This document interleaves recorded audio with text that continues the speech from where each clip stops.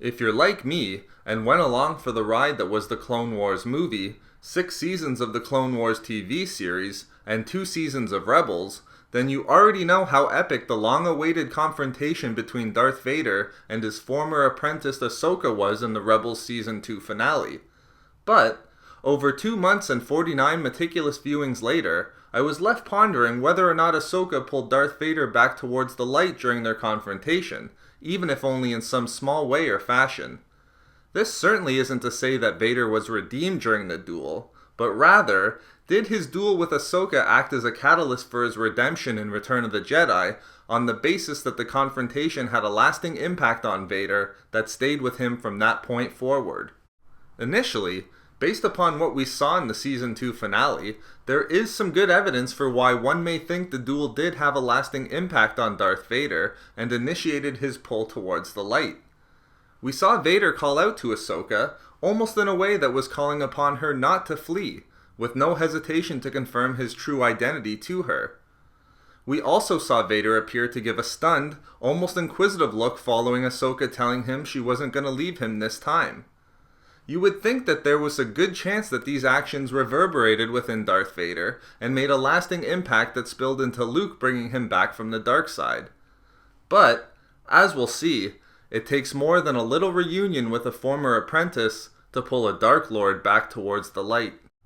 In this video expose, I will demonstrate why the confrontation between Darth Vader and Ahsoka on Malachor did not result in Vader being pulled to the light, and why it left no lasting impact on Vader in regard to being redeemed prior to the actions taken by his son, Luke Skywalker.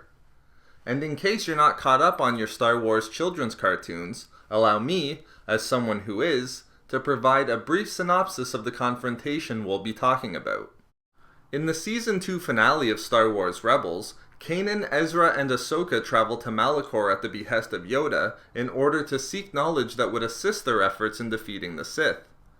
Once on the surface of the planet, they found an underground Sith temple, which they assumed was the reason that Yoda had sent them there. After Ezra becomes separated from Kanan and Ahsoka, he teams up with Maul to enter the temple and obtain a Sith holocron, which activates the Sith temple. When the group is confronted by 3 Inquisitors, Ezra is told to take the holocron to the top of the temple, which he does, while Maul, Kanan, and Ahsoka kill the 3 Inquisitors. At this point, Maul turns on Kanan and Ahsoka, resulting in Kanan being blinded, but still able to dispatch of Maul by throwing him off the temple, while Ahsoka quickly makes her way to Ezra at the top of the temple. When Ahsoka reaches the top, she sees Darth Vader doing what Darth Vader does, namely, preparing to execute Ezra.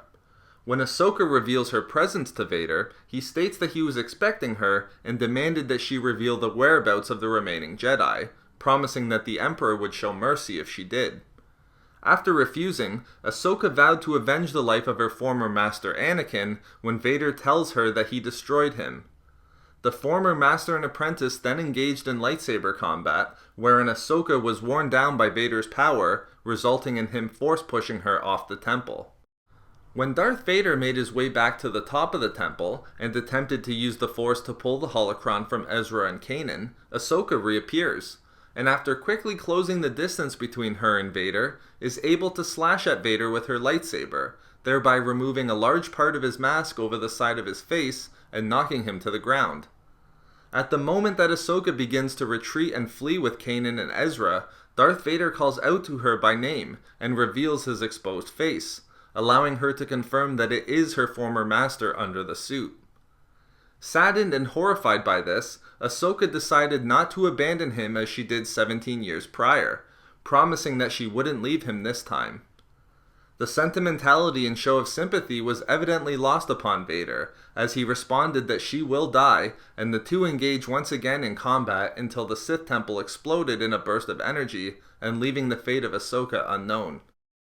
So, where does a non-canon expert go when he needs an interpretation of something pertaining to an element of Star Wars Rebels? Why, to God Emperor Filoni himself, of course. When asked about the confrontation between Darth Vader and Ahsoka, and its overall ramifications on the arc of Vader in an interview subsequent to the episode airing, Filoni states, "I personally have never felt that anything changes Vader until Luke. The Vader that we encounter in Rebels was always meant to be the one devoid of emotions, except for anger, hate, and suffering. Anakin never thinks of himself as betraying his friends. He sees it as his friends betrayed him and the Republic. So he wants to destroy Ahsoka because she represents his past. His apprentice is his past, and he needs to destroy her. Clearly, the executive producer of the show doesn't think the duel between Darth Vader and Ahsoka created any lasting impact in regard to pulling Vader back towards the light. Now, I'm not one to easily question the God Emperor, and normally I'd probably just leave it at that. But can we really believe that Darth Vader's confrontation with Ahsoka in no way contributed to his redemption nor pulled him towards the light when we take into account the sympathy that she showed towards him and his reaction to it? Or what about the fact that they developed a strong relationship that resembled more of a brother-sister bond than one of a simple colleague over the course of their master-apprentice relationship during the 3 years of the Clone Wars? I mean, Ahsoka knew and protected Anakin's most personal secrets that really only he and Padme knew. Surely, there must be something here. Well, as much as I'd like to believe that, and as nice as it would be for us who were engaged for 8 seasons worth of television to be able to put a nice bow like this on the relationship, it makes sense that this confrontation did not leave a lasting impact on Darth Vader that contributed to his being redeemed to the light side, and that it wasn't until the actions of Luke where this occurred. And there are more than a few examples from the canon and from what we know about the character of Darth Vader that can help us draw this conclusion. First, we have to understand that Darth Vader was prepared for situations precisely like these by the Emperor. Vader was literally trained and tested to face the ghosts and memories of his past and to exorcise them completely, lest they start to betray him and result in treachery against the Emperor. Vader was tested in this way early in his apprenticeship under the Emperor, but no example is more telling in this regard than the test the Emperor put Vader through 5 years after the rise of the Galactic Empire and Anakin Skywalker falling to the dark side, when the Emperor suspected that Vader was being pulled away from the dark side due to his remembering and being haunted by the memories of his past. Due to this suspicion, the Emperor put Darth Vader through a test that was hidden under the guise of suppressing the Free Ryloth movement, wherein both Sith Master and apprentice traveled to the planet of Ryloth. During this test, Vader had a number of memories of his past and remembered his time with Obi-Wan, Mace Windu, Plo Koon, even his mother and Padme, and importantly for our purposes here, his time with Ahsoka, even remembering as much as him calling her Snips. Ultimately, Darth Vader passed the Emperor's test by being able to confront the deepest and strongest connections he had to his past, and came out of it even more dedicated to the Emperor and the dark side than he had been previously.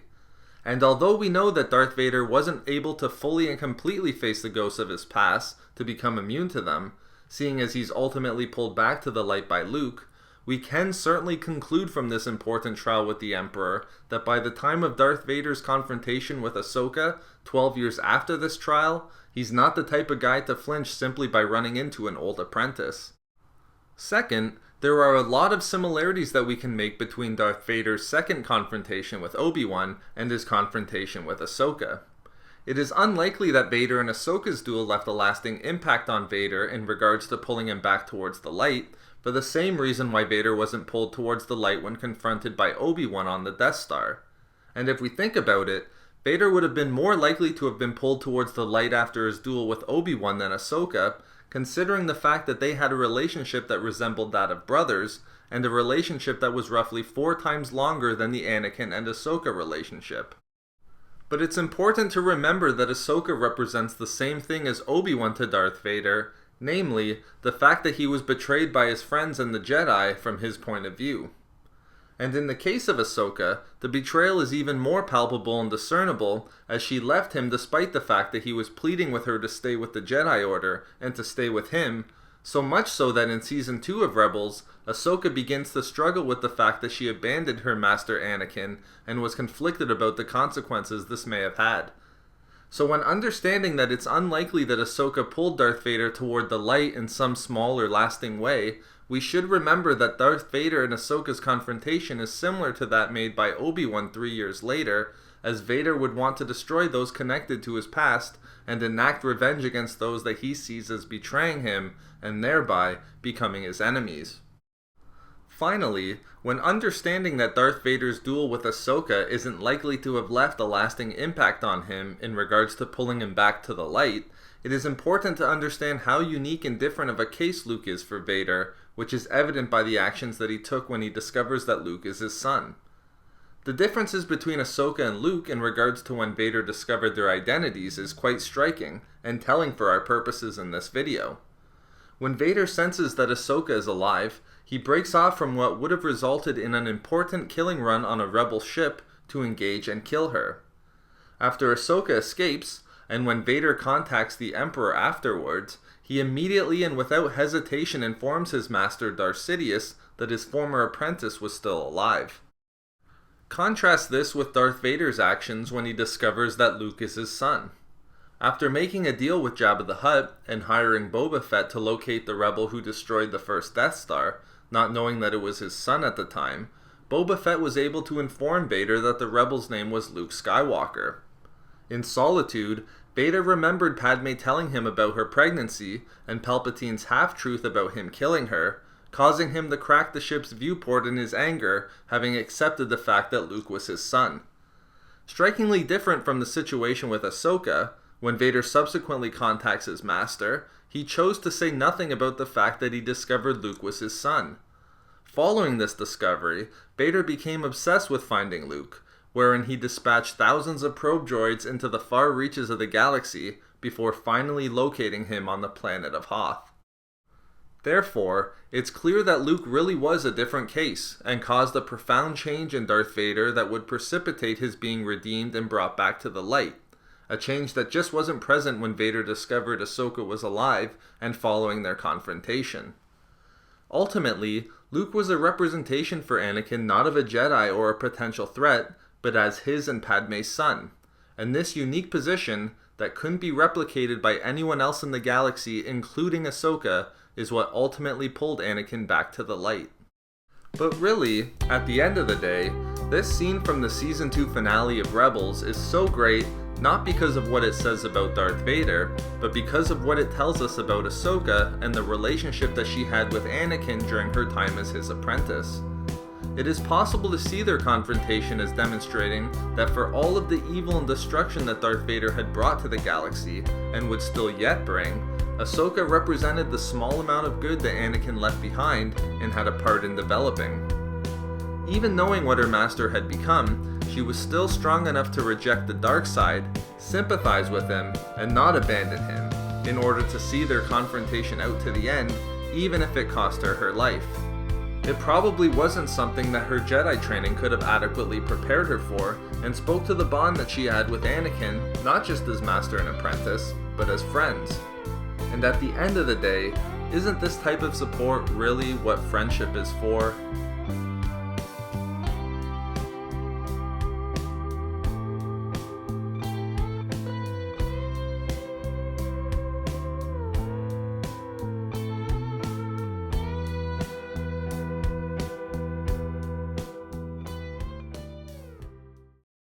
So there we have it. Why the confrontation between Darth Vader and Ahsoka on Malachor did not result in Vader being pulled to the light, and why it left no lasting impact on him in regard to being redeemed prior to the actions taken by Luke.